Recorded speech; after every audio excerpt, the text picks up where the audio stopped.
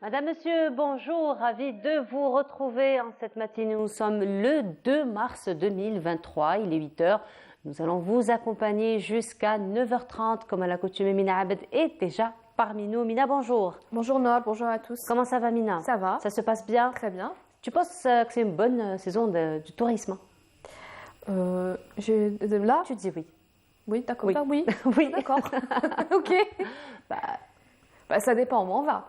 Ça dépend où on va, mais comme ça, généralement, durant la saison hivernale, comme ça, on peut aller un peu partout en Algérie. C'est pas comme la saison estivale, par exemple, Oui. où on évite un petit peu le sud parce qu'il fait très chaud. Oui. Mais en saison hivernale, ouais. il faut dire que les quatre coins du pays sont propices pour Exactement. le tourisme. Mais là, on privilégie plus le sud. On privilégie le sud, effectivement, et pourtant, il y a plusieurs circuits touristiques qui sont proposés un peu partout, donc dans les quatre coins du pays, notamment au niveau de la capitale. On parle beaucoup de tourisme un peu partout, mais on n'en parle pas tellement au niveau de la capitale. Au niveau de la capitale, bon. Peut-être parce que nous y sommes déjà. Nous y sommes déjà. Nous y exactement. sommes déjà. Alors justement, aujourd'hui, nous allons beaucoup parler de tourisme, de potentialités touristiques de l'Algérie. Cette fois-ci, nous allons parler des potentialités touristiques de la ville d'Alger, puisque nous aurons un invité parmi nous qui propose un très très beau circuit, un très beau programme. Donc pour visiter les coins, on va dire, les coins ou les espaces emblématiques, on va dire, de la ville d'Alger. Parce que Alger, à elle seule, il lui faut quoi, 15 jours, 20 jours? Oui, à peu près. Mais vraiment centre, on ne parle pas des alentours. Non, on parle du centre. Voilà, vraiment juste Alger. La Casbah, à elle seule, elle va nous prendre quelques jours. Exactement. N'est-ce pas? C'est grand et c'est magnifique. Voilà, et justement pour avoir un bon plan, pourquoi pas un week-end ou quelques jours pour week-end, c'est pas suffisant. C'est jamais suffisant, effectivement. C'est jamais suffisant. Et bien justement, nous aurons parmi nous un invité ce matin qui nous parlera d'un circuit très très intéressant qui concerne la ville d'Alger pour cette fois-ci. Et toujours donc concernant le tourisme, il y a une nouvelle donne de tourisme qui est en train de se développer en Algérie, particulièrement depuis l'année 2020, 2022 encore plus. Il s'agit du tourisme médical. Tu te rappelles, on en a parlé l'année dernière? Non, je me rappelle pas, mais non, ça fait déjà une année. Ça fait déjà une année, je m'en souviens pas, mais je sais que un peu loin, hein. Beaucoup Voilà. même. Je sais, tu citais un petit peu la mémoire, Nina. Je mange pas assez de poisson, peut-être. Et on prend beaucoup de café aussi. Comment? On prend beaucoup de café aussi. On prend beaucoup de café et pas assez de poisson. Et pas assez de poisson. Voilà. Ça doit être donc ça. Finalement, on a effectivement parlé l'année dernière c'était la première édition d'ailleurs du salon du tourisme médical. Plusieurs exposants étaient présents justement pour pouvoir promouvoir un petit peu tous les services médicaux qu'on peut retrouver, desquels on peut bénéficier, mais surtout joindre l'utile à l'agréable, donc se soigner et se divertir. C'est un petit peu par exemple les stations thermales. Par exemple, oui, voilà, c'est vraiment d'une pierre deux coups. Cette année, ça va être la deuxième édition donc du tourisme médical. Ça va se passer du côté d'Oran, particulièrement au centre des conventions d'Oran. Nous allons parler. Il va y avoir beaucoup de nouveautés, paraît-il, cette année. Donc, nous allons revenir un petit peu sur ces nouveautés. Ce mois de février aussi, par la même occasion, il va y avoir la rentrée de la formation professionnelle. Et on va encore parler d'une formation très intéressante qui est offerte par les centres de formation professionnelle. C'est la formation hôtellerie et tourisme. Donc finalement, aujourd'hui, Bonjour d'Algérie est dédié exclusivement au tourisme.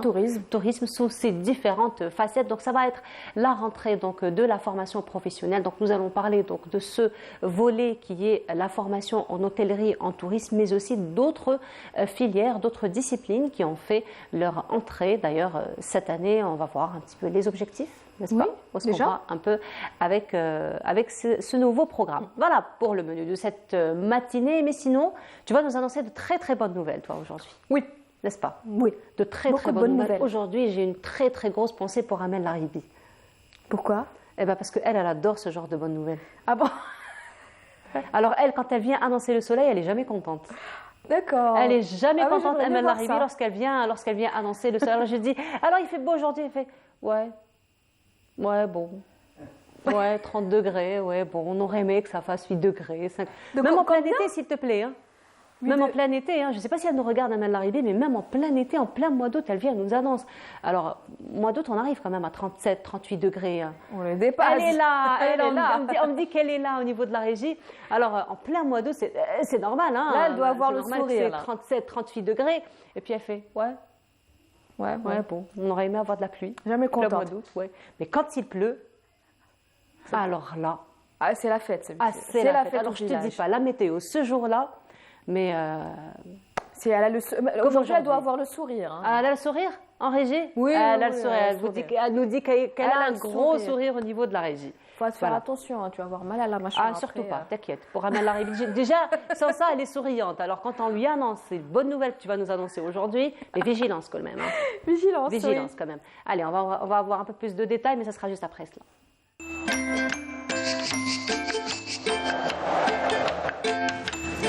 La météo vous est présentée par Mobilis. Mobilis, معاً نصنع المستقبل. Voilà, si Amel Larribi était sur le plateau aujourd'hui, elle n'aurait pas dit ouais. Elle n'aurait pas dit aujourd'hui, on va avoir de la pluie. Voilà. De la pluie, de la neige. De la pluie, c'est bon, ta météo, il fait. C'est bon? C'est bon. Je pars. Générique de fin, s'il vous plaît. C'est bon. Allez, on voit la carte quand même bien garnie aujourd'hui, n'est-ce pas? Hein? Il y a beaucoup de couleurs. Hein? Enfin, beaucoup de couleurs. Il y a beaucoup de gris. Beaucoup de... beaucoup de gris. En fait, ce que je voulais dire, c'était pas beaucoup de couleurs, mais il y a beaucoup. Comment vous appelez en météorologie les Sheltat? Pas sheltat, les icônes. Les symboles. Les symboles, oui. Voilà. C'est ce que je voulais dire. Aujourd'hui, il y a une grande diversification des symboles. Donc, il y a une carte assez variée aujourd'hui. Oui. Assez variée. Tu nous donnes un peu plus de détails? Avec beaucoup de gris. Oui. Voilà. Tu vois, on peut pas se passer de toi, Mina. C'est pas possible. Non, c'est pas possible. Je crois pas, non. Non, c'est pas. Même si tu nous dis il y a de la pluie, il y a de la neige, on est très content d'en avoir, mais on veut toujours avoir plus de détails. Ouh là là. Ouais. On te dit que tu es très modeste, Mina Abed. Oui. Je suis très modeste, oui, tout à fait, je confirme. Vas-y, je te laisse ta météo, parce que si, là, vous allez rentrer en régie, mais je vous assure, la modestie de Mina, maintenant, c'est le sujet de discussion au niveau de la régie. Hein. Oui. Ouais. Bah quoi? J'ai raison. Bah oui, désolée, mais pardon, mais oui. Mais bien sûr, mais c'est ce qu'on est en train de dire. Tu es très modeste, bien sûr. Surtout lorsque tu vas nous donner plus de détails. Exactement. Vas-y, tu nous donnes? Oui, vu ma modestie, en toute modestie, j'avoue que voilà. Hein. Et donc alors, oui, voilà, je commence. Bonjour. C'est l'effet de la modestie. C'est l'effet de la modestie. Trop de modestie d'un coup, là, ça me perturbe. Alors, bonjour à tous. Ne me regarde pas comme ça. Bonjour à tous et très bon réveil. Météo Algérie pour aujourd'hui a émis 2 BMS. Un premier PMS, pluie, et puis assez marqué, qui concerne pour aujourd'hui les régions de Tipaza, Alger, Blida, Médéa, Boumerdas, Tizi Ouzou, Bouira, Béjaïa Djidjel, le nord de Sétif, Milas, Kikda, Naba, Taraf et Soukaras, avec un cumul qui risque d'atteindre, parfois de dépasser les 50 mm. Et ce BMS prendra fin à partir de demain après-midi.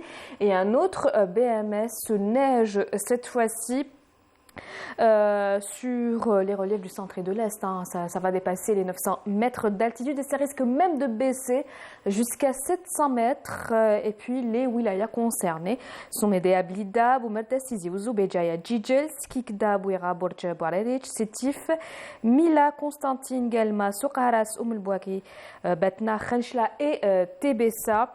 Et l'épaisseur estimée est entre 10 et 20 cm. Donc aujourd'hui, rien que ça, exactement. Beaucoup de neige. Ce sont de très très bonnes nouvelles, effectivement, mais on appelle quand même Mina Abed aujourd'hui une grosse vigilance, particulièrement les personnes qui prennent la route. Tout à fait. Grosse vigilance. Soyez prudents, roulez doucement. Voilà, vaut mieux faire une route en 2 heures, 3 heures que ne pas la faire du tout. Que ne pas arriver à destination. Ou peut-être décaler s'il n'y a rien d'urgent. Peut-être décaler, voilà, s'il n'y a rien d'urgent. Mais si vous prenez la route, faites très attention, roulez doucement. Donc voilà. Bonheur aujourd'hui pour les enfants et les adultes, avec 20 cm de neige. Avec 20 cm de neige, oui. C'est excellent pour le week-end. Pour le week-end. Pour le week-end, ça va donner une bonne raison de sortir et de profiter de la neige tant qu'il y en a. Et de faire attention. Surtout. Et de faire surtout très attention. Et n'oubliez pas les chaînes pour les roues. Oui. Voilà. Si vous décidez de monter. Voilà. Continue. On passe aux températures? Non, non, on passe pas aux températures. Mazel. On n'a pas fait. Bah oui, mais bien sûr, D'accord. Mazel. D'accord. Tu vois pas qu'il y a le sud. Ah ouais. Ah, écoute. Oui, c'est vrai, j'étais un peu focalisée sur Sur la neige et la vigilance. pluie. Sur la vigilance. Beaucoup plus sur la vigilance. Voilà, T'as raison. le bilan s'alourdit quand même, hein, Mina Abed, il faut dire Il faut dire le ce bilan qu'il de en la est. protection civile, de la Effectivement. gendarmerie s'alourdit. Et donc, j'étais un petit peu focalisée par rapport à ça. Effectivement. Donc, on appelle encore une fois à la vigilance par rapport. On le dit par à chaque rapport fois, au on le retour. dit à chaque fois, faites très attention, roulez doucement. Voilà, vérifiez vos voitures, s'il y a de la neige, mettez vos chaînes. Voilà, on le dit jamais assez. Oui, voilà. Et donc, Le sud. oui, Alors pour le sud, des passages nuageux sur la Sahara, le Nord Sahara et les oasis avec possibilité de quelques faibles pluies. Et puis on notera des vents assez forts, notamment vers l'est, des vents jusqu'à 50 km/h. Les températures de cet après-midi, eh bien on notera sur la moitié nord 13 degrés à Alger, on notera 15 à Annaba, 14 degrés à Oran, 15 à Tlemcen, 8 degrés, ce sera la minimale à Sétif ainsi qu'à Djelfa. On notera 9 degrés à Al-Bayad Nama, 20 degrés à Gardaya ainsi qu'à Béchar, 29 à Tindouf, 30 degrés à Drar, 29 à Insalah et enfin 34 degrés, ce sera la maximale pour l'extrême sud. On passe tout de suite à l'état de la mer. Pour cet après-midi, eh bien on notera, non c'est pas les températures, c'est la mer. On notera une mer plutôt agitée sur l'ensemble des régions côtières avec des vents entre 20 et 40 km/h vers les côtes ouest, entre 20 et 50 km/h sur le centre et enfin entre 40 jusqu'à 50 km/h vers les côtes est. Excellente matinée encore une fois et à tout à l'heure midi.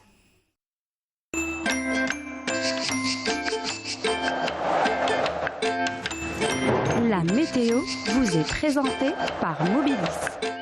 موبيليس معا نصنع المستقبل. on retient des températures plutôt saisonnières aussi. Hein. Oui. Donc, il ne fait pas très très froid finalement. Il fait pas très froid mais il fait quand même froid. Il fait quand même froid. Il fait quand des même froid. températures saisonnières. Voilà. Ça reste quand même des C'est températures l'hiver, c'est saisonnières. normal. Saisonnières. Je me rattrape. Oui, Saisonnières. ça va, c'est bon. Tout va bien. Je me rattrape, saisonnière, mais sinon au sud, quand même, il y a un petit pic, hein. On arrive jusqu'à Ouais, ça 34, monte jusqu'à 34 degrés. 34, 33, 34 degrés à peu près, oui. Voilà. L'extrême Le sud, BMS, on rappelle, Mina Abed, c'est jusqu'à quelle heure Alors, jusqu'à quand?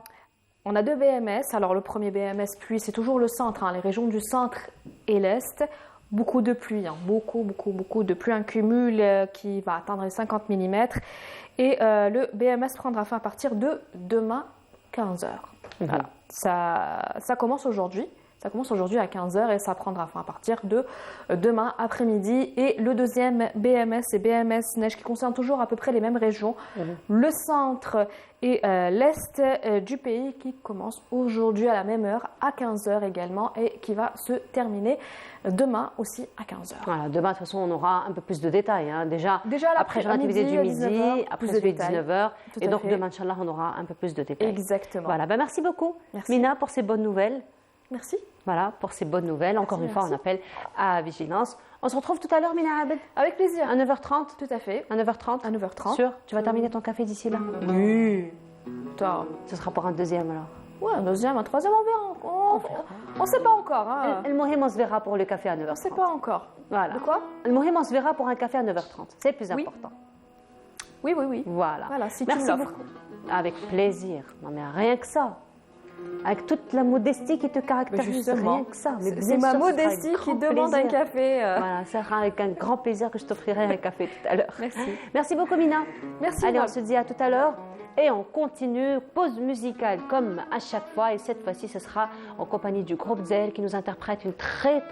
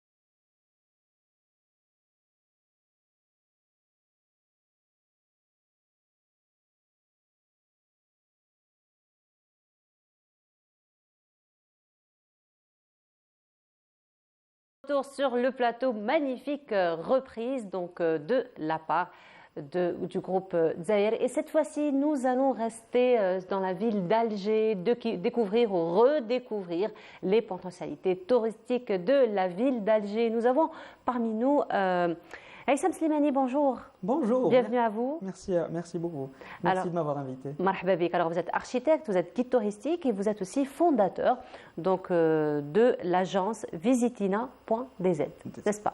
Oui. Alors, lorsqu'on parle d'agence de voyage, généralement, ce sont des circuits touristiques qu'on propose un peu en dehors d'Alger. Donc on n'a pas encore rencontré ceux qui proposent Alger. En dehors d'Alger, mais aussi en dehors de l'Algérie, généralement. Quand on dit agence de voyage, c'est voyage à l'étranger, etc. Mais beaucoup, hein, parce qu'il y a eu quand même beaucoup d'intérêt pour le tourisme local. Oui, et j'aimerais remercier par cette occasion le ministère du Tourisme d'avoir facilité déjà l'accès au sud de l'Algérie en facilitant le processus du visa pour les étrangers.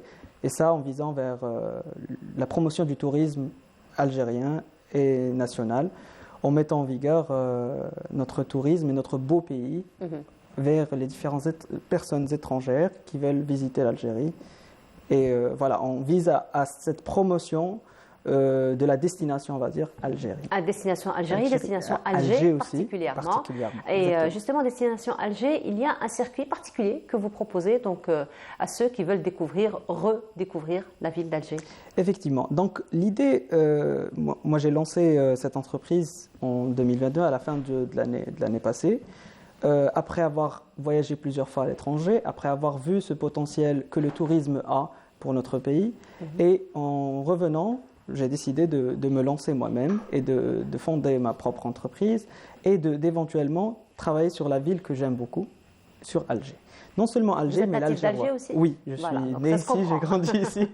Ça se comprend. Donc, il y a un potentiel qui est énorme. Ayant étudié l'architecture, je connais le potentiel architectural, historique, culturel qu'Alger a. Ça a dû faire plusieurs fois projet d'exposé, de recherche, d'études, de thèse. Presque, on va dire, tous nos projets étant étudiants étaient basés sur Alger, sur Hussein Dey, sur la Casbah. Et il y a de la matière. Hein. Il y en a beaucoup. Un potentiel riche, sachant qu'Alger remonte à 400 ans avant Jésus-Christ. Donc, de l'histoire, de la culture, des stratifications qui sont à couper le souffle et qu'on a encore, on va dire, pas exploité à 100%.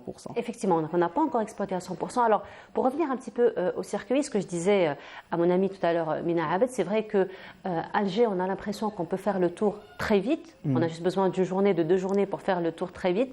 Mais il faut dire que si on parle juste de monuments, hein, je prends l'exemple de monuments, plus de 200 monuments rien que dans la ville d'Alger. Donc, on comprend qu'on aura besoin finalement de beaucoup de temps, mine de rien. Exactement. Et les expériences sont différentes. Alors, quand on fait un circuit tout seul, ça veut dire qu'on va choisir quelques monuments, de ces 200 monuments qui sont épatants l'une par rapport à l'autre, mais aussi, quand on le fait tout seul, on ne va pas avoir toutes les informations.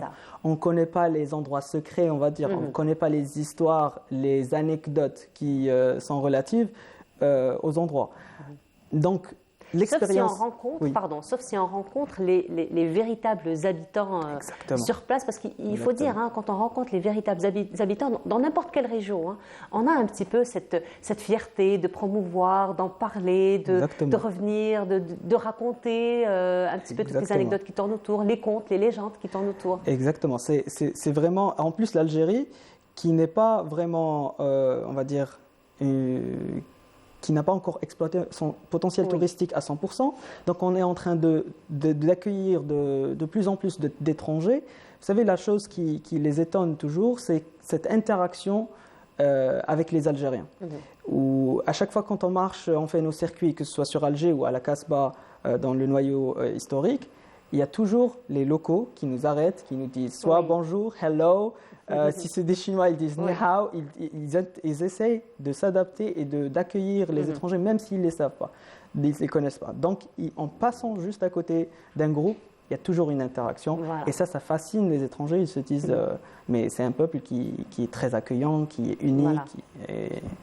juste extraordinaire. On va dire. Effectivement, et c'est ce qui facilite d'ailleurs un petit peu tous ces circuits touristiques. Ça, alors en plus de l'expérience touristique, il y a aussi l'expérience humaine, l'expérience sociale qui rajoute vraiment beaucoup de bonheur, j'ai envie de dire, dans l'expérience elle-même. Et moi, en tant que guide, j'encourage toujours mes touristes. Je leur dis, il faut que vos sens voyagent avec vous. Oui. C'est-à-dire que ce n'est pas juste une marche ou une visite. Vous devez aussi goûter, sentir, faire toute l'expérience, on va dire, intégrale de votre visite. Comme par exemple à la Casbah, on peut essayer les différents plats traditionnels qu'il y a, entre autres le kebda, le kebda mshelmla, le sardine, le dersa, etc. Donc vraiment, il y en a tellement de plats traditionnels qu'on peut essayer au niveau des circuits ici algérois. Je ne vous raconte pas. Il faudrait que je vous invite un jour. Ce ne sera pas de refait en tout cas. Hein. Pour moi, ce ne sera pas de refait du tout. Allah yabarak fik.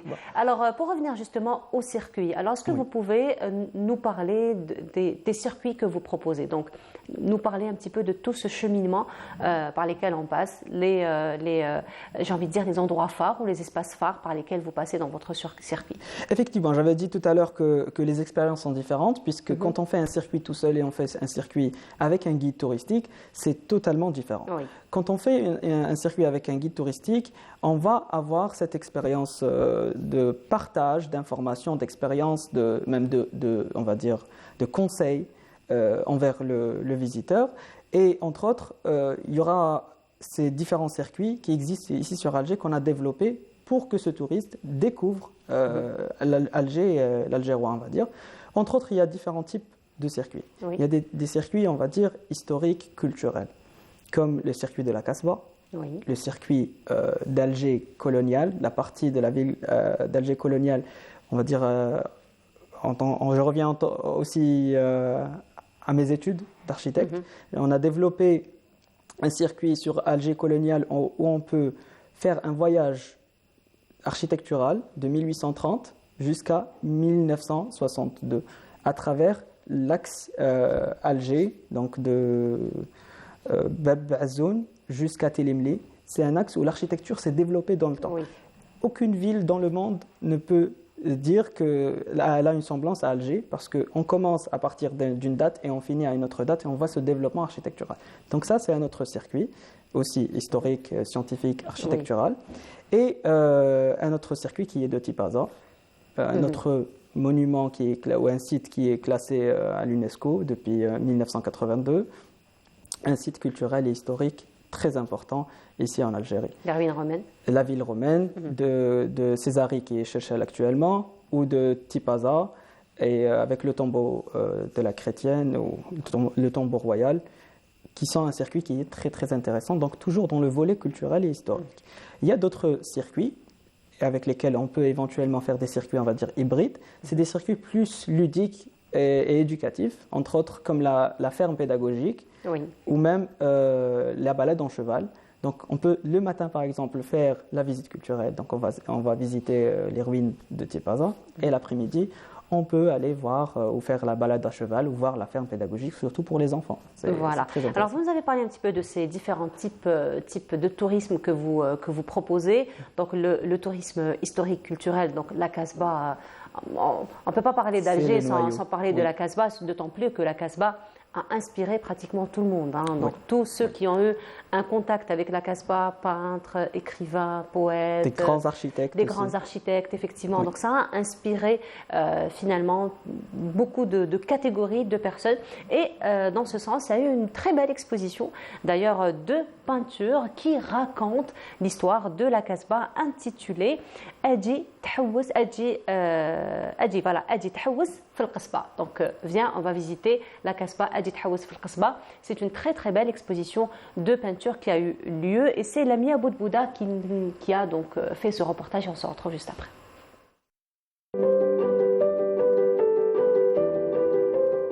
Farida Frahi et Rania Radi, deux amies qui, après une carrière jalonnée de succès dans le monde de l'éducation, elles décident de conjuguer leur talent de photographe et partager leur vision du patrimoine à travers les photographies de différentes Casbahs qu'elles ont visitées.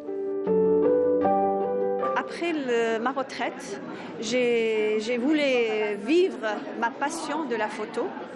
J'ai pris des formations, des petites formations avec des amis et on a fait des petits voyages, des randonnées sur Alger, à Casbah, à l'est, à l'ouest, au sud.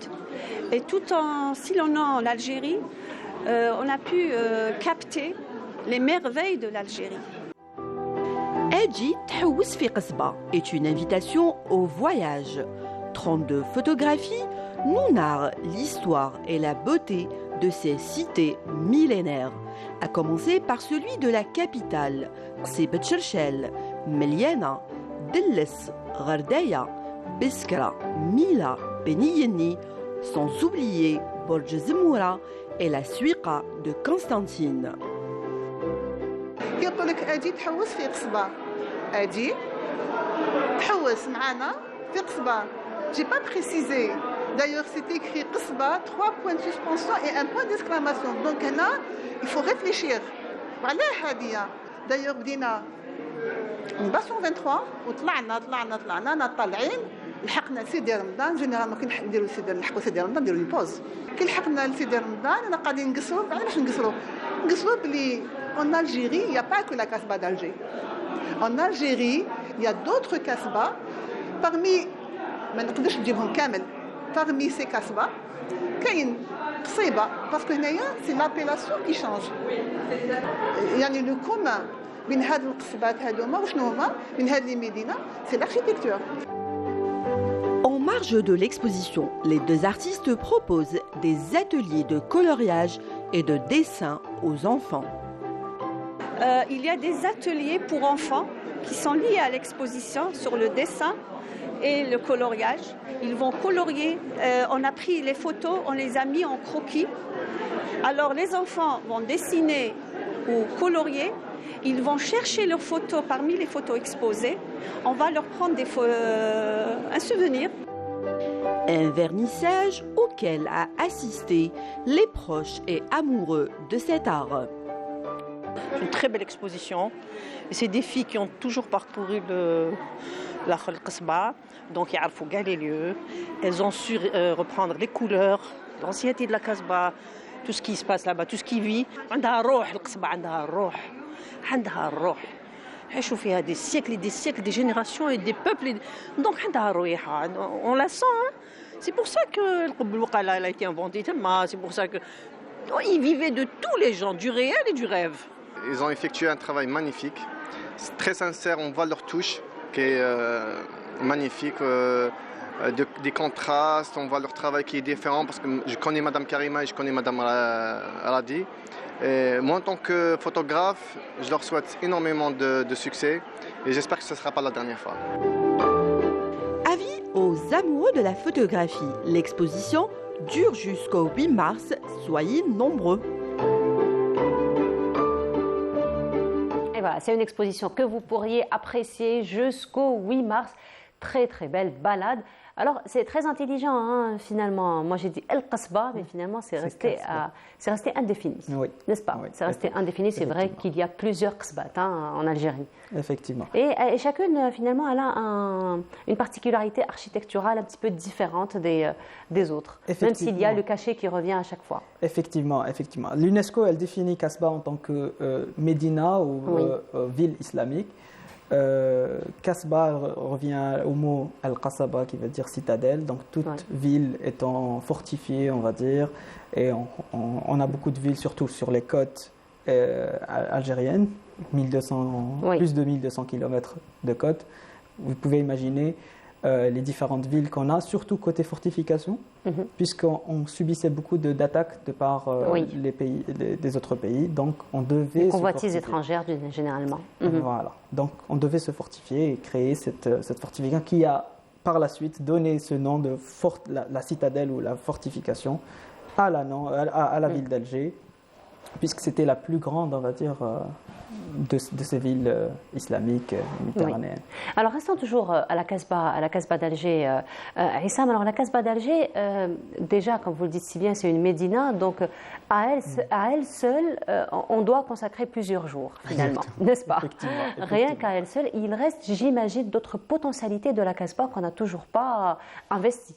Et effectivement. Donc la Casbah, elle regorge de sites non exploités de par sa beauté architecturale, on va dire, surtout dans les maisons. Puisque la Casbah ou la ville d'Alger antique, elle était composée de plusieurs unités de maisons. Et chaque maison a sa propre unicité, a son propre caractère défini par le statut social, par la religion, par différents aspects des propriétaires, on va dire. Ces maisons-là peuvent nous servir de plusieurs choses, de plusieurs fonctionnalités, entre autres maisons d'hôtes, tables d'hôtes, on va dire, elle peut accueillir ce potentiel touristique dont on en parle, et on voit de plus en plus de maisons qui ouvrent leurs portes envers le touriste. Et ça, c'est une expérience qui est unique. Je vous donne un petit exemple. J'ai accueilli récemment l'ambassadrice des États-Unis avec l'assistante d'État des États-Unis aussi, qui est venue. Et donc, au lieu de proposer un déjeuner dans un restaurant, on a proposé un déjeuner dans une maison d'hôtes. Une expérience unique, ici en Algérie, à Alger, où elle a beaucoup apprécié non seulement l'accueil des habitants, mais aussi elle a essayé les plats traditionnels locaux cuisinés par les habitants eux-mêmes. Alors justement, parlant de plats traditionnels, alors il faut dire que les plats algériens, comme toute cuisine méditerranéenne, ça reste quand même une cuisine très variée, une cuisine très parfumée aussi, mais très très variée surtout. Quel est un petit peu le rapport des touristes avec la cuisine algérienne? Parce que parfois il y a les goûts, il y a les goûts qui interviennent. Donc nous, c'est vrai qu'on a tendance à tout aimer dans la cuisine, dans toute cette diversité. Mais qu'en est-il finalement du rapport du touriste qui vient découvrir la cuisine algérienne? Comme je dis souvent, les goûts et les couleurs, comme ça se dit souvent, les goûts et les couleurs ne se discutent pas. Donc notre but, c'est de partager cette expérience de dégustation. On va essayer les plats traditionnels, entre autres le kibda, comme j'avais mentionné. Le chemla. Voilà, le kibda, le chemla. Les sardines, garanteta, le pizza carré. Ça, je parle de street food. Donc, je parle des plats de tous les jours, on va dire, qu'on retrouve dehors. Mais aussi, on a des plats traditionnels qu'on cuisine à la maison. Donc, shorba beda, bourek, ch'tet hajjaj, le metoum, tout ça, même le hlou en tant que dessert, le hlou. Oui. Donc tout ça, c'est des plats. Bientôt, Ramadan, on l'aura sur nos tables. Exactement.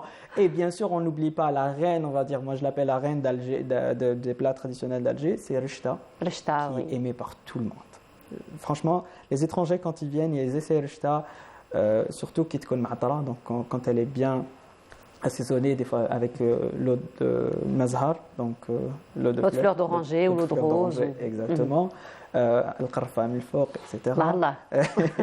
Donc vraiment, c'est une expérience unique que vous pouvez essayer au niveau de la Casbah. Et bien sûr, il y a toujours ces expériences, ces anecdotes qu'on rencontre avec les étrangers. Récemment, j'ai eu des Américains, j'ai mis même la vidéo sur nos réseaux sociaux. Et ils ont essayé, on a ramené tous les street food qui existent ici sur Alger et ils les ont essayés au niveau de la Casbah. Donc une expérience, on va dire, aussi attrayante. Qui était pizza carré, les sardines, le kibda et aussi la garanteta. Donc ils ont essayé un peu de tout. L'expérience, donc ils ont aimé quelques plats. L'expérience qui était, ou la surprise, ils ne s'attendaient pas à cette surprise-là, c'était les sardines. Ils n'aiment pas beaucoup le poisson, ils n'ont pas une forte relation avec le poisson, surtout les sardines. C'est le bassin méditerranéen qui est connu par les sardines. Donc, ils ont essayé, ils ont adoré. Donc, et après, exactement. C'était vraiment une explosion de saveurs. Voilà. Et on voit qu'il y a eu une petite grimace de la part d'une des visiteurs. J'ai dit, alors le kibda, ça vous a plu? Elle m'a dit oui, oui. Un peu forcé. C'est vrai que le kebda, peut-être c'est la texture aussi. Elle m'a dit que c'était la texture. Vraiment aimé. Hein. Effectivement, elle m'a dit la texture. Les épices sont là, le goût est là, mais la texture, elle l'a un peu surpris. C'est peut-être la première fois qu'elle goûte à C'était sa première fois. Et Voilà. elle a essayé ici à Alger. Ça reste des découvertes. Hein. Exactement. Alors, la Casbah, on a parlé un petit peu de l'aspect architectural, nous avons un petit peu aussi évoqué l'art culinaire, mais il y a aussi un autre aspect qui est très typique de la Casbah, comme dans toute autre région d'Algérie, c'est un petit peu tous les contes, toutes les légendes qui tournent autour de la ville. La Lakhdaoudj El-Amia, par exemple, c'est une histoire, c'est une légende typique de la Casbah, n'est-ce pas? D'autant plus qu'aujourd'hui, la maison de la Lakhdaoudj El-Amia abrite le musée des arts et traditions populaires. Ça vous dit qu'on aille en visite? Oui. Voilà. Alors, on va aller visiter le musée des arts et traditions populaires connu par Dar la Lakhdaoudj El-Amia. C'est Sophia Chouban qui nous y emmène et on se retrouve juste après.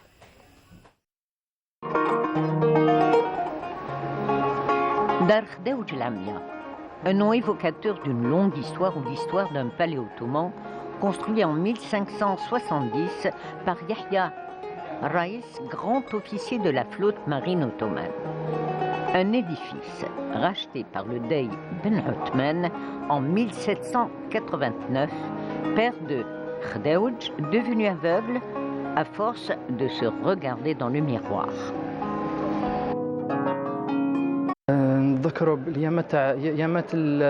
Ici, on revisite l'histoire ottomane d'époque.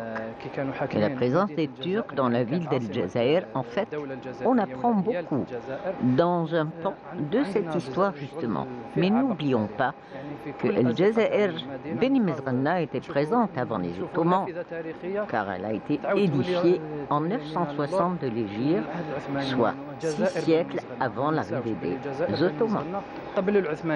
لأنه مدينة الجزائر تأسست في سنة 960 للميلاد، يعني في القرن العاشر الميلادي، قبل دخول العثماني ب6 قرون، يعني ما تبنتش في العهد العثماني مدينة الجزائر.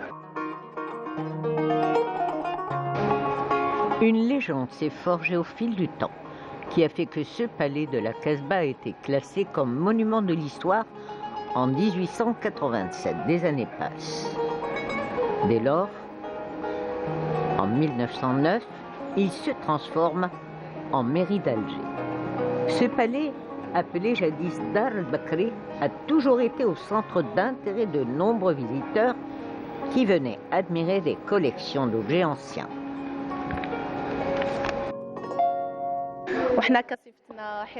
Nous, en tant qu'artisanes fabricantes de bijoux, nous présentons à Troyes sur invitation le bijou de la Casbah parce qu'il est très très important pour nous de préserver notre patrimoine ancien et ce aussi pour booster le tourisme. وباش نحافظوا باش تكون عندنا سياحة في البلاد إن شاء الله. تراث قديم ماذا بينا نحافظوا عليه. كما يقولوا سي امبورطون. Cette riche demeure ottomane s'est transformée en maison d'artisanat. Puis elle est devenue, en 1987, le musée national des arts et traditions populaires, abritant ainsi une riche collection d'objets rares, datant du XVIe siècle.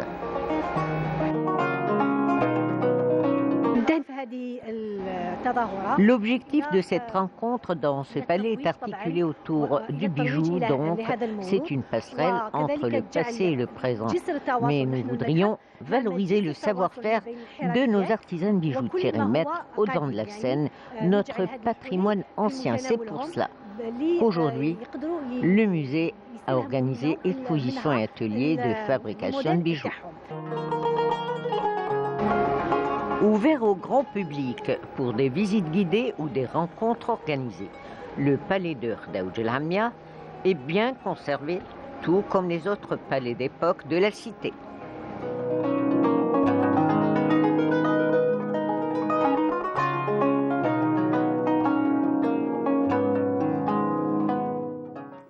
Voilà, de retour, et c'était donc une balade du côté du musée des arts et traditions populaires connu par Dar Khdaouj Lamia, et c'est Sophia Chouban qui a été la guide touristique ce matin. Alors je reviens à vous, Issam. Donc toutes ces légendes agrémentent aussi tout ce circuit touristique, n'est-ce pas? C'est ce qu'on recherche finalement. Alger, il faut savoir que Alger est aussi une ville mythique qui a accueilli et qui était le berceau de plusieurs saints.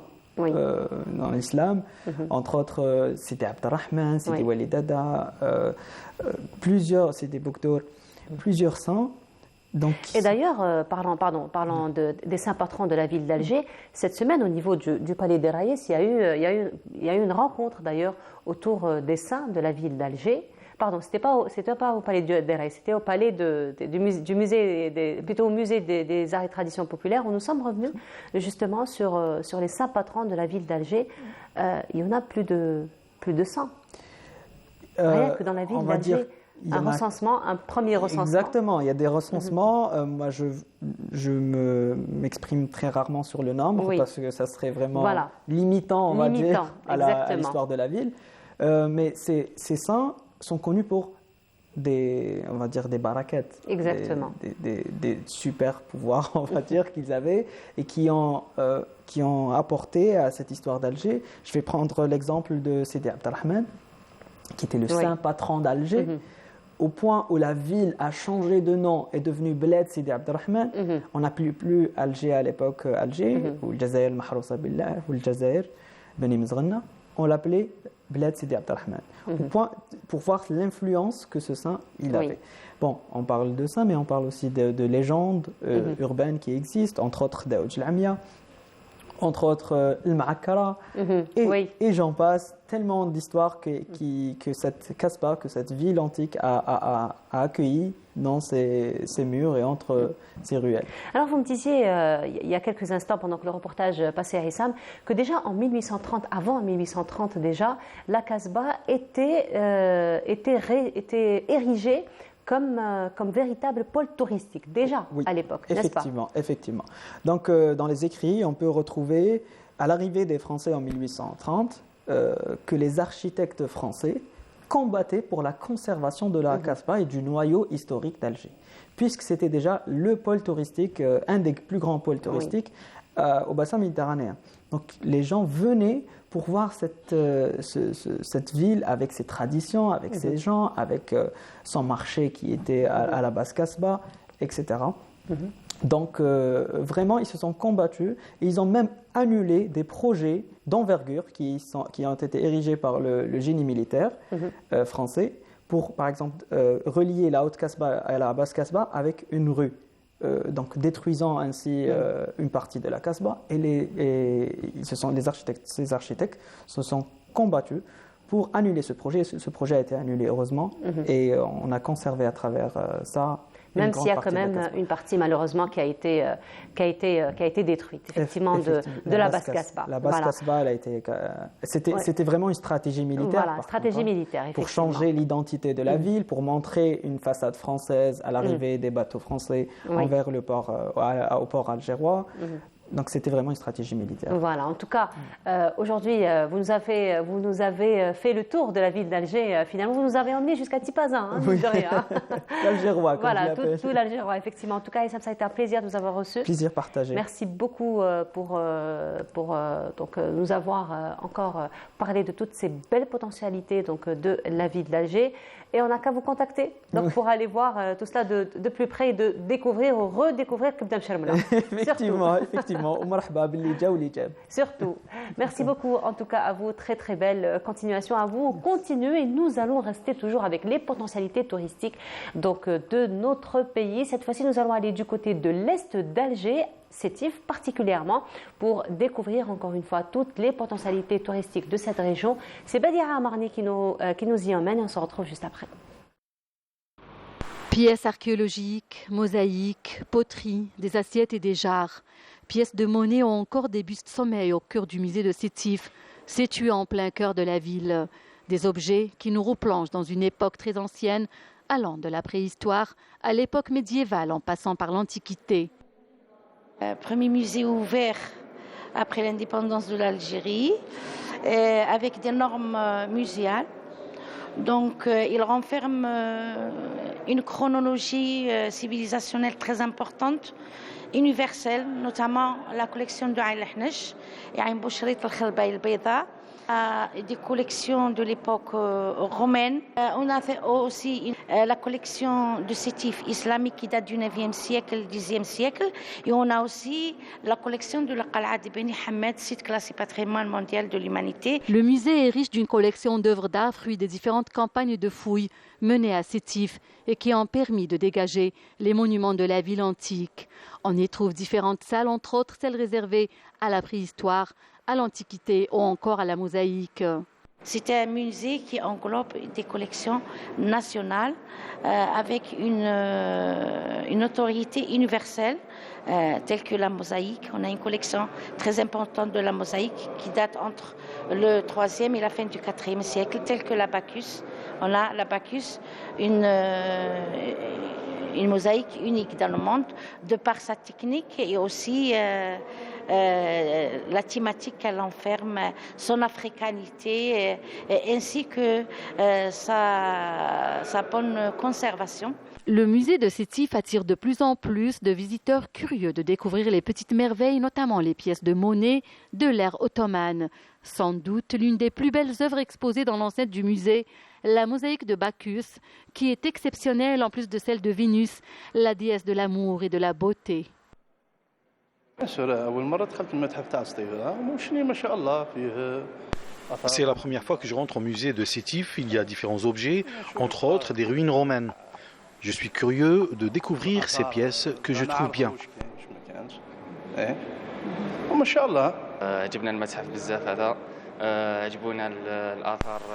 J'aime beaucoup ce musée et les pièces qu'il renferme, surtout les ruines romaines. Ce qui a attiré plus mon attention, c'est la mosaïque et les pièces de monnaie. Un patrimoine à préserver et à transmettre aux nouvelles générations qu'il convient d'imprégner de ses richesses à travers des visites éducatives. Et voilà, c'était donc un tour du côté de Sétif et c'est Badira Amarni qui nous y a emmenés. Cette fois-ci, nous allons nous intéresser à cette nouvelle rentrée de la formation professionnelle. Nous en parlons ce matin en compagnie du directeur du centre de formation professionnelle Sihouaz qui se trouve du côté de Stawali. Il s'agit de monsieur Ahmed Khalej. Bonjour. Marhaba bik, bonjour. Et parmi nous, également un enseignant, un professeur au sein du même centre. Cette fois-ci, nous allons nous intéresser à cette formation autour de l'hôtellerie et le tourisme. Et nous en parlons en compagnie de M. Mohamed Hamdoun. Bonjour. Bonjour à tous et je vous remercie pour l'invitation. Marhaba bik. Alors, je commence par vous, M. Khalej. Alors, la rentrée est prévue pour le mois de février. Quelles sont les nouveautés pour cette année, Inch'Allah? Bismillah ar-Rahman ar-Rahim. Le centre de formation professionnelle كباقي مؤسسة تكوينية برمجت تخصصات جديدة فيما يخص هذه الدورة تاع فيفري 2023 اللي انطلقت يوم الأحد الماضي 26 فيفري بغض النظر عن التخصصات كلها اللي كانت مبرمجة سواء في نمط التمهين أو في نمط التكوين الحضوري اسمها لا فورماسيون بروفيسيونيل لا فورماسيون بار ابرونتيساج إلى فورماسيون بريزونسيال.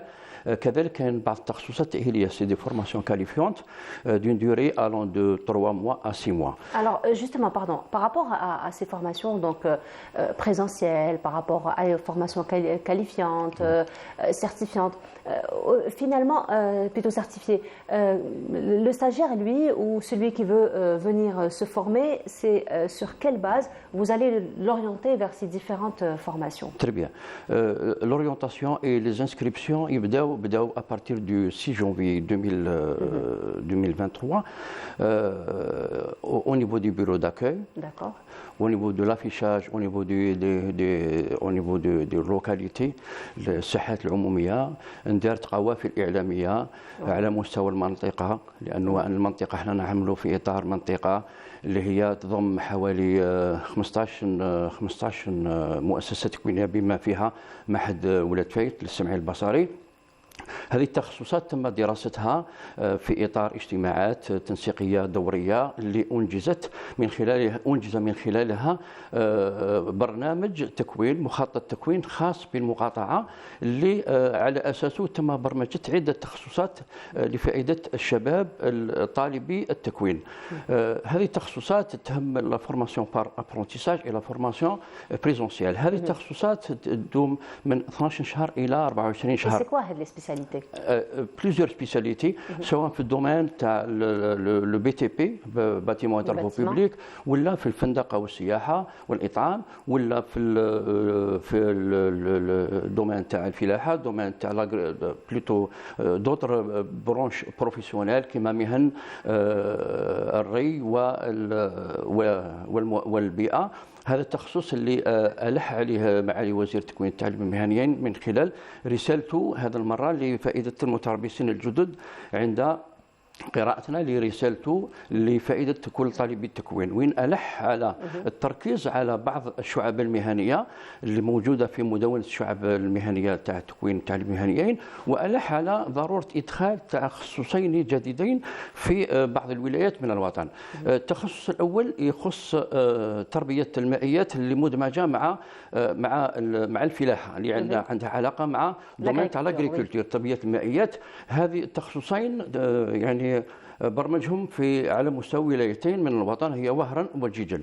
وكذا التخصص اللي هو أدرجناه احنا في مركز الصوالي يخص opérateur en station de dessalement de l'eau de mer.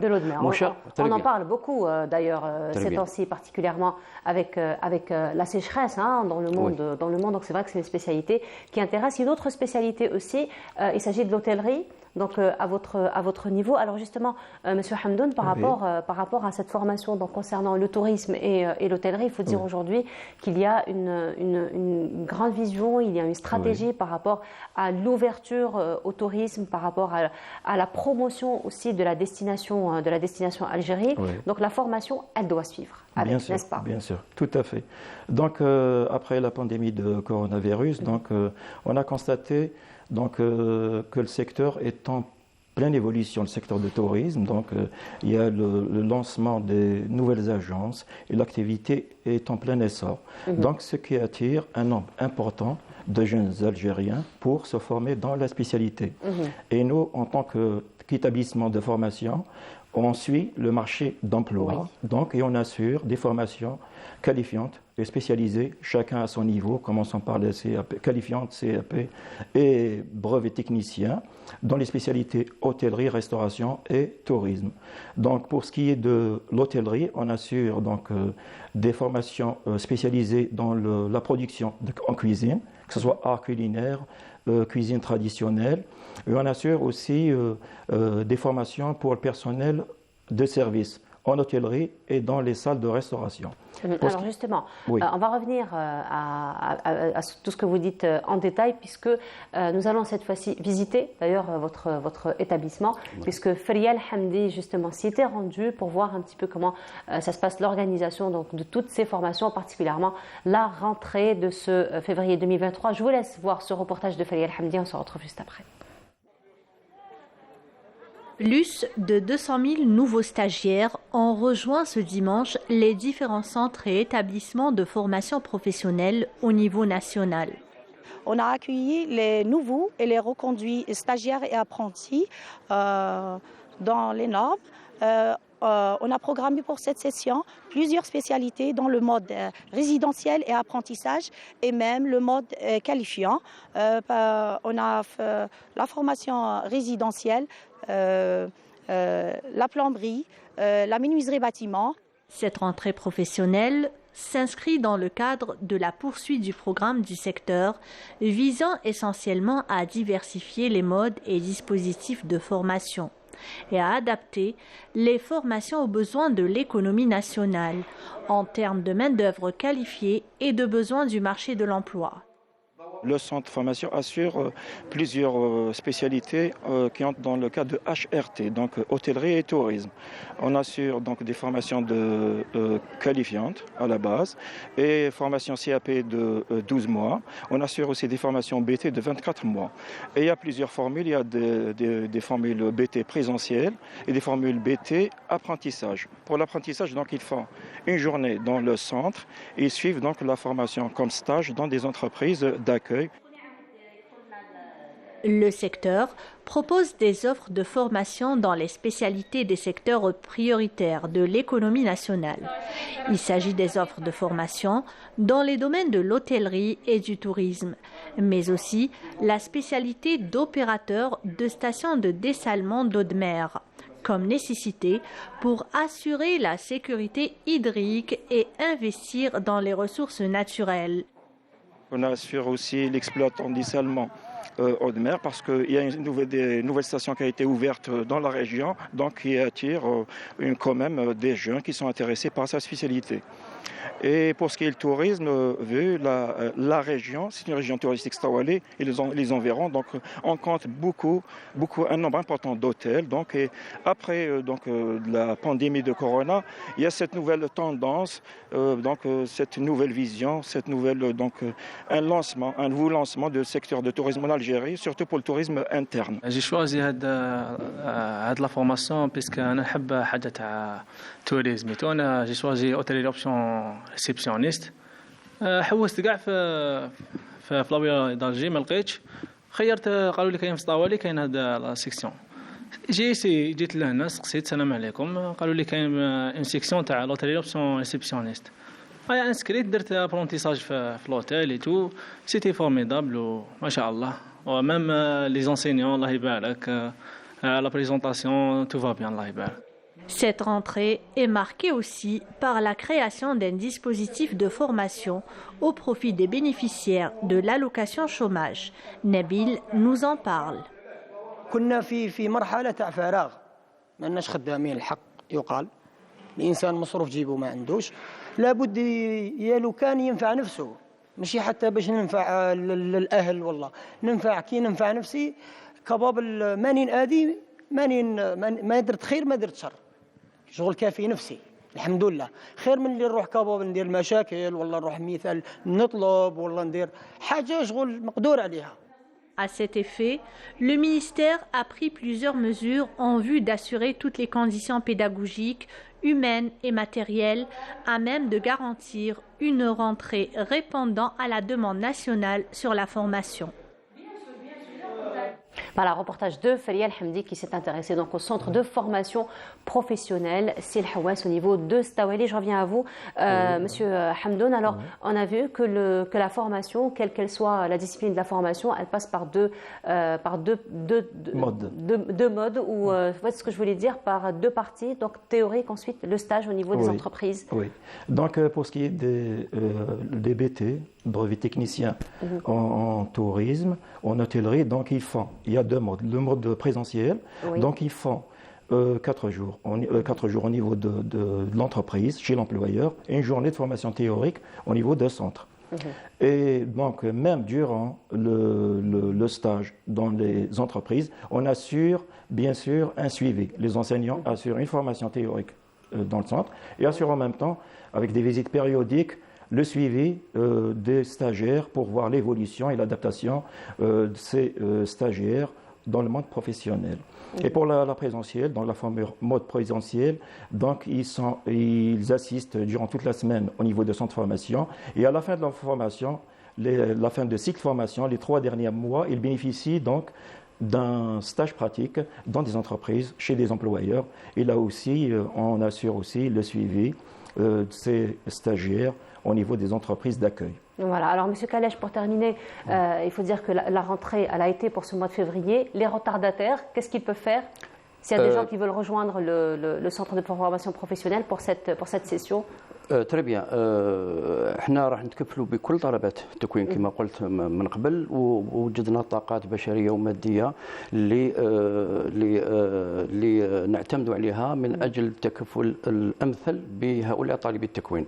حاليا احنا في اطار ما قالوا سي حمدون انه نبحث عن تطوير النمط عن طريق التمهين، لانه اكثر فعاليه، عنده اكثر فعاليه، اكثر جديه، وكذلك اقرب الى عالم الشغل، عالم الادماج. لانه كما تفضل الشيخ، نمط التكوين عن طريق التمهين لو مود بارابرونتيساج اثبت نجاحته، لانه ما يثقلش كاهل للدوله من ناحيه الميزانيه، وكذلك من جهه اخرى انه يعني لابرونتي او نيفو دو لونتربريز، سواء يعني المؤسسه المشغله نتاعو، المستخدم ديالو، يعني راح يكون اقرب الى علم التشغيل بعد ما يتكون، راح يصيب يعني الظاله نتاعو منصب شغل لدى هذا المستخدم. Exactement. Donc c'est vraiment des formations de qualité qui peuvent effectivement absorber le chômage et donc donner un petit peu l'occasion pour trouver des emplois. En tout cas, merci beaucoup d'avoir été parmi nous ce matin. On rappelle donc la rentrée est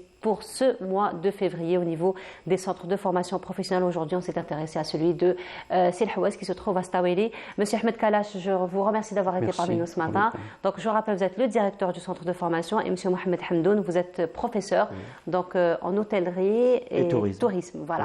En tout cas, merci beaucoup d'avoir été parmi nous ce matin et belle réussite encore une fois pour cette année. Et on continue, cette fois-ci, nous allons rester toujours dans le domaine du tourisme, dans le domaine de l'art particulièrement, puisque nous allons nous intéresser ou découvrir ou redécouvrir la miniature et l'enluminure en Algérie. C'est Sophia Chouban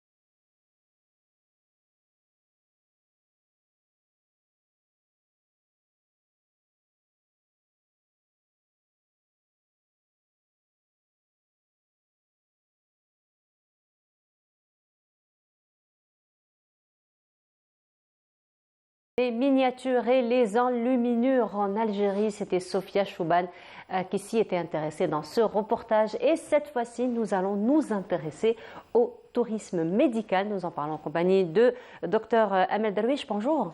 Bonjour, bienvenue bonjour à à vous. tous et merci pour l'invitation. Marhaba bik. Alors, vous êtes médecin, nutritionniste? C'est ça. On aura besoin de vous. Hein. Avec plaisir. Avec l'approche de Ramadan. Oui, tout à fait.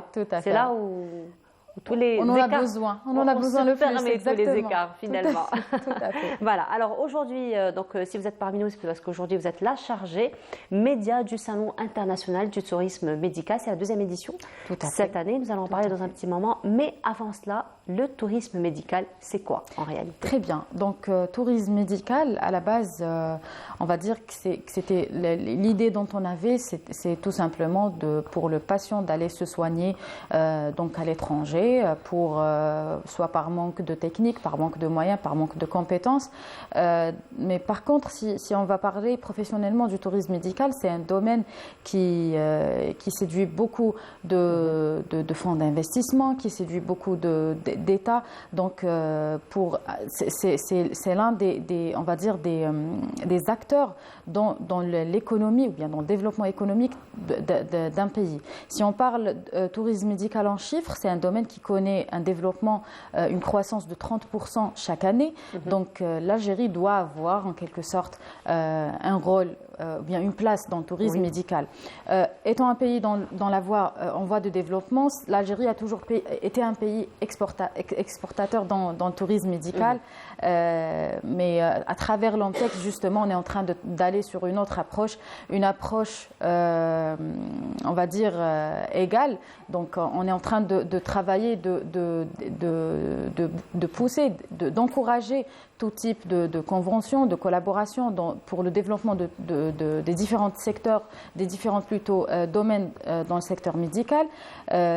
Pourquoi pas parler d'un hôpital algéro-américain, algéro-britannique. Donc c'est justement l'idée dont on est en train de réaliser, on est en train de rêver à travers l'Antex. Donc finalement, le tourisme médical, si je comprends bien, c'est que le patient, il voyage d'un pays à un autre pour bénéficier donc de services médicaux. Tout à fait. C'est un domaine qui a toujours existé. Oui, ça a toujours existé, effectivement. Là, on est en train d'essayer d'y mettre un cadre, on va dire, professionnel, bien sûr à travers le médecin, donc à travers mes confrères.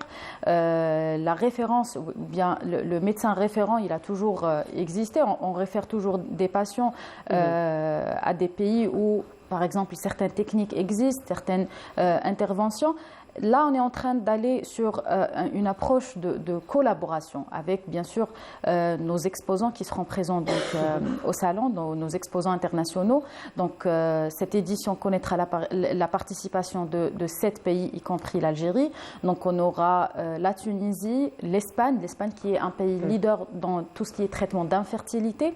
On aura aussi l'Italie, la France, la Turquie, qui est l'un parmi des pays qui ont fait, on va dire, un petit buzz par rapport au tourisme médical, mais qui est connu, on va dire, chez le patient pour les spécialités esthétiques, de médecine esthétique. Vous pouvez le confirmer. Oui, effectivement. Et bien, justement, en l'occurrence, la Turquie, c'est l'un des pays leaders dans la spécialité d'ophtalmologie, d'oncologie et la transplantation d'organes.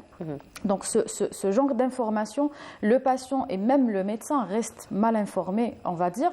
Et c'est l'une des raisons, justement, de participer ou bien de visiter l'Antex pour apprendre plus sur les différentes spécialités dans lesquelles ces pays sont leaders, pour faire des rencontres professionnelles, donc pourquoi pas travailler sur des collaborations avec ces hôpitaux. Et le salon, il ne connaîtra pas donc seulement la participation internationale, mais aussi locale. Donc parmi les objectifs justement de cette édition, c'est de travailler et de promouvoir le tourisme médical local. Donc plusieurs cliniques de toutes les wilayas seront présentes pour promouvoir leurs services, leurs techniques, etc. Alors justement, pour revenir encore une fois à ce concept de tourisme médical, alors lorsqu'on parle de tourisme, la première chose à laquelle on pense, c'est le divertissement, c'est la découverte, c'est l'aventure. Et alors, comment on peut pallier finalement prise en charge médicale, et tourisme. Et donc tout ce qui concerne cette aventure, cette découverte, c'est aller vers l'autre. Comment on peut pallier entre les deux? Ça, justement, le tourisme médical, généralement, il commence soit en cherchant, donc, comme j'ai dit, une technique, une intervention qu'on ne fait pas forcément donc, dans son pays initial, donc, et aller chercher justement de nouvelles techniques, de nouvelles compétences, comme peut-être des moyens qui n'existent pas forcément donc, dans son pays.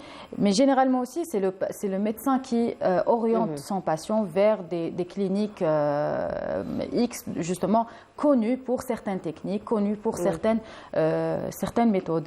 Et le tourisme en parallèle, le tourisme médical en parallèle, comme vous avez dit, donc c'est aussi une prise en charge, c'est des institutions donc d'hôtellerie, c'est des agences de tourisme qui sont impliquées aussi. Donc c'est la raison pour laquelle j'ai dit que c'est l'un des acteurs dans le développement économique en général. Donc c'est des fonds d'investissement qui sont impliqués, on va dire, pour justement ce domaine. Pour ce qui est du salon, justement, il connaîtra aussi la participation des agences de tourisme qui se spécialisent, ou bien qui parmi leurs clients, c'est évidemment les patients donc, qui souhaiteront aller se soigner, par exemple, dans un pays étranger. Donc, on fait appel aussi aux agences de tourisme, aux agences de voyage, afin de participer ou bien visiter le salon.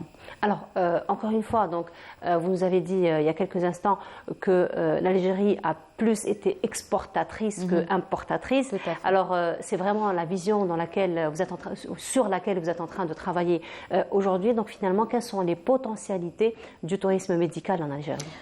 Très bien. Donc, nous étions, on va dire, toujours un pays exportateur. Là, on est en train de travailler sur une différente approche qui, dans un premier lieu, implique le médecin algérien.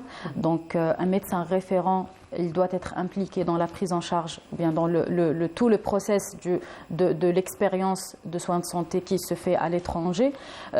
Et essentiellement, le problème avec le tourisme médical qui n'est pas encadré, c'est justement la prise en charge après, par exemple, après le retour du patient en Algérie, une fois il n'est plus en contact avec l'institution étrangère qui a fourni le service ou bien chez laquelle il a fait son soin. Donc, il n'y a pas de suivi, certains, on va dire, gestes chirurgicaux qui nécessitent un suivi post-opérationnel. Donc là, on est en train de travailler justement sur un système de convention, de collaboration donc, entre les institutions et les cliniques médicales algériennes et éventuellement les médecins algériens et les institutions sanitaires étrangères. Donc, pour permettre justement la meilleure expérience de soins de santé pour le patient, dans laquelle le médecin algérien, encore une fois, il doit être impliqué. Surtout. Parce que c'est d'abord une prise en charge médicale. Absolument. Et justement, dans le même but, il y aura tout un panel de formation qui est sous la tutelle du Conseil de l'Ordre et un panel de conférences donc, pour justement informer plus et former les visiteurs du salon qui sont essentiellement, on va dire, dans un grand pourcentage des visiteurs du salon seront forcément des professionnels, donc des médecins, qui seront formés justement dans le domaine du tourisme médical, comment faire les démarches pour leurs patients, quelles sont les modalités de collaboration, etc.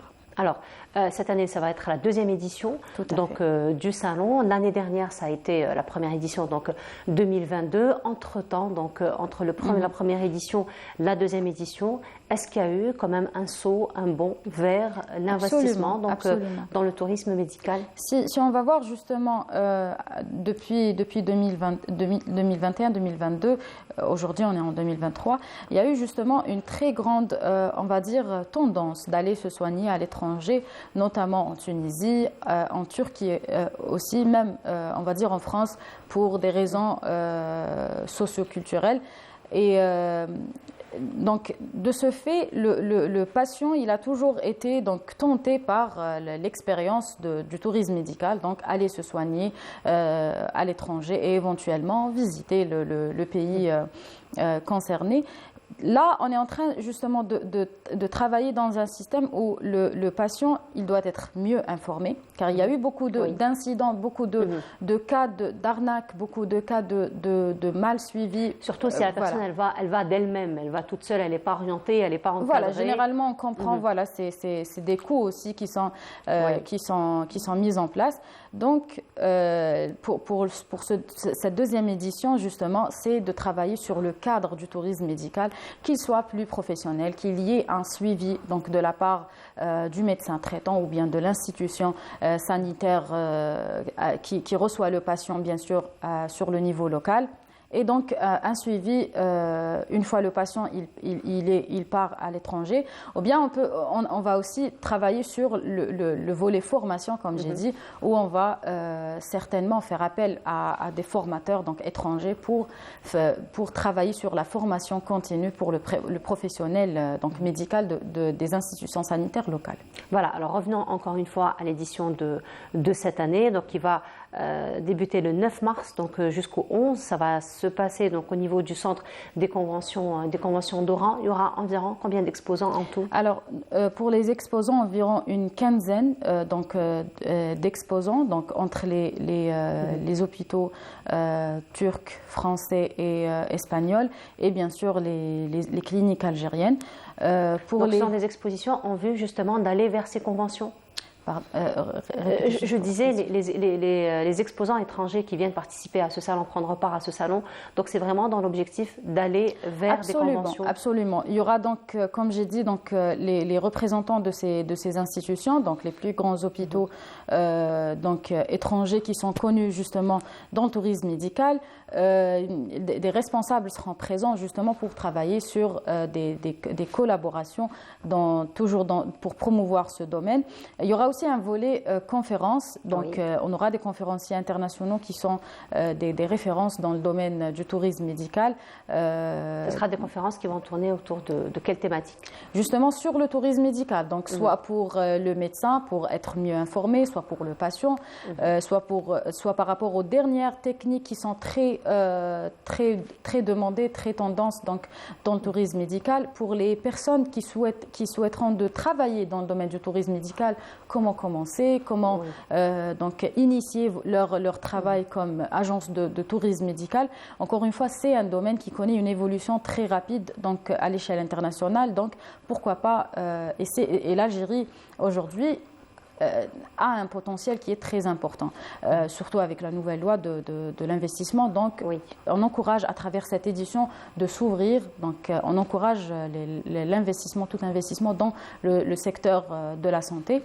À noter aussi que le salon sera sous le parrainage du ministère de la Santé. Voilà, alors parlant encore une fois de ce tourisme médical, il faut dire que les potentialités sont là, rien qu'à compter les stations thermales. Absolument. Par exemple, rien qu'à elles seules. Donc elles peuvent faire objet qui seront présentes aussi donc, au salon. Voilà, justement, et les stations thermales, il y en a beaucoup. Hein, il y en a beaucoup. Sur le territoire national, c'est vrai qu'elles procurent un bien-être incontestable. Hein. Il y en a beaucoup dans la région de Sétif aussi, particulièrement. Alors là, je vous propose d'aller du côté de Sétif, pas pour voir des stations thermales, mais pour voir encore une fois ces potentialités touristiques de la région qui peuvent encore une fois faire partie du circuit du tourisme médical. Et c'est Badia Amarni qui nous y emmène. On se retrouve juste après. Nous sommes au mont Debabor qui culmine à plus de 1500 mètres d'altitude exactement à Talaï Rouassan. Ce lieu paisible se distingue par sa beauté saisissante, mais également il renferme des espèces très rares telles la citelle de Kabylie en plus du sapin de Numidie. Le mont Babor est toujours recouvert de son beau manteau blanc. Les dernières chutes de neige ont attiré de nombreux visiteurs et l'affluence continue vers ce lieu. Lors de l'Educ Tour au profit des médias organisé à l'occasion de la journée mondiale du guide touristique, nous avons rencontré des randonneurs habitués et amoureux des lieux. Cette région est touristique par excellence. C'est aussi une réserve naturelle. Nous venons souvent pour nous balader et faire des randonnées. Je suis un amateur de la nature. Je connais ce site de bout en bout. J'y viens à toutes les saisons. Nous souhaitons la dynamisation du tourisme dans notre région.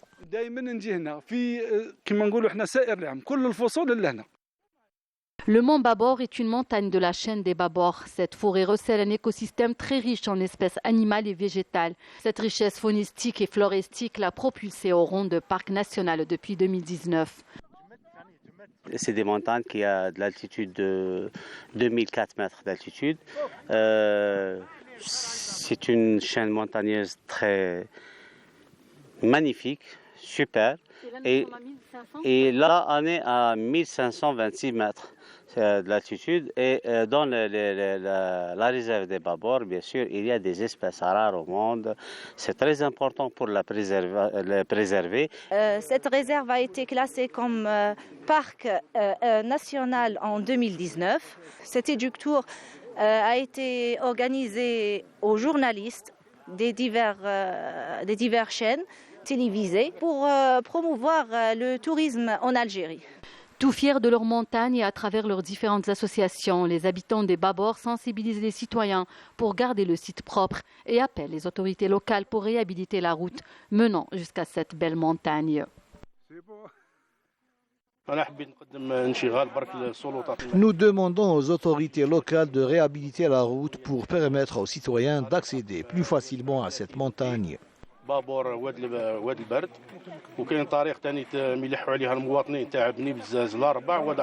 Notre région connaît une grande affluence de visiteurs des communes limitrophes, mais aussi de toute l'Algérie. Nous demandons à ce que la route soit réhabilitée pour faciliter l'accès aux visiteurs.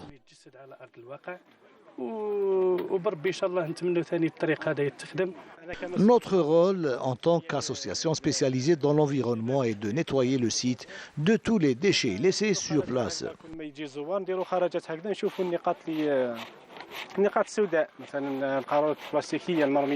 La forêt des Babor est tout indiquée pour toute personne aimant la nature et le calme, loin du brouhaha de la ville. Alors, la forêt de Babor, apparemment, vous évoque quelque chose. Absolument. Il faut savoir que les régions montagnardes dans l'Algérie, on en a beaucoup. On en a de très belles régions montagnardes qui sont très importantes donc, pour la rééducation respiratoire. Donc, pour les malades, par exemple, opérés ou bien qui ont souffert de pneumonie, de certaines affections pulmonaires et qui peuvent bénéficier donc, de rééducation respiratoire, bien sûr avec nos confrères kinésithérapeutes, vu bien sûr qui nécessite un certain donc, degré d'altitude, une certaine pression. Donc, et justement, ce type de prestation existe à l'étranger. Donc, pourquoi pas ne pas avoir une clinique, un centre de rééducation donc dans l'une de ces régions justement pour les patients algériens et pourquoi pas bénéficier de compétences étrangères pour former par exemple notre personnel. Donc en espérant justement à travers ce salon et à travers beaucoup d'initiatives donc dans le domaine dans le domaine de la santé justement pour arriver à ce niveau donc de prise en charge pour le patient algérien. C'est l'objectif principal du salon. Exactement, n'est-ce pas? tout à fait. Vos attentes du salon? Alors, mes attentes, d'abord, justement, c'est de voir la participation et de voir justement mes confrères. Donc, je leur fais appel à travers Bonjour d'Algérie pour venir, pour apprendre sur ce domaine et pourquoi pas travailler et élargir leur réseau de collaboration avec les institutions sanitaires plutôt locales et aussi internationales. Et voir de véritables investissements. Exactement. Réellement et concret et sur terrain et pourquoi pas investir, comme vous avez dit, des forêts comme celle-là. Absolument. La forêt Babor. Encore une fois, l'Algérie a un très grand potentiel donc, dans ce domaine. Il faut l'exploiter tout simplement. Voilà, potentiel dans les 4 coins du pays tout à fait, et avec une diversité énorme. On a justement cette diversité, par exemple, climatique qui peut être exploitée dans le domaine du tourisme médical. Voilà, alors on rappelle le rendez-vous, donc ça va se passer du 9 au 11 mars et ça va être au centre des conventions d'Oran. C'est ça. d'Oran. On se verra, Inch'Allah. Inch'Allah. Donc on rappelle, il va y avoir des expositions, des conférences. Donc, et des ateliers, justement. Et des ateliers. Ce n'est que la deuxième édition. C'est un salon qui s'installe comme une véritable tradition, on peut dire ça? Ah oui, absolument. Et peut-être il aura, on va dire, des arrêts. On va visiter d'autres régions, pas que la région de l'Oranie. Pourquoi pas? Pourquoi pas, voilà, effectivement. En tout cas, on vous souhaite une belle réussite pour cette deuxième édition et à d'autres éditions. Inch'Allah. Inch'Allah, merci. En tout cas, merci beaucoup à vous, docteur Amel Darwish, d'avoir été parmi nous ce matin. Je vous rappelle, vous êtes médecin nutritionniste, vous êtes chargé média du Salon international du tourisme médical. Merci encore une fois d'avoir été parmi nous ce matin. Nous arrivons à la fin de notre émission. Merci beaucoup de nous avoir suivis. Je vous souhaite une très, très, très agréable journée à tous. Vigilance, encore une fois, par rapport au bulletin BMS que nous avons eu ce matin, que Mina Abed a partagé avec nous. Et c'est avec un grand plaisir que je vous retrouve dès demain à partir de 8h. Au revoir, belle journée à tous.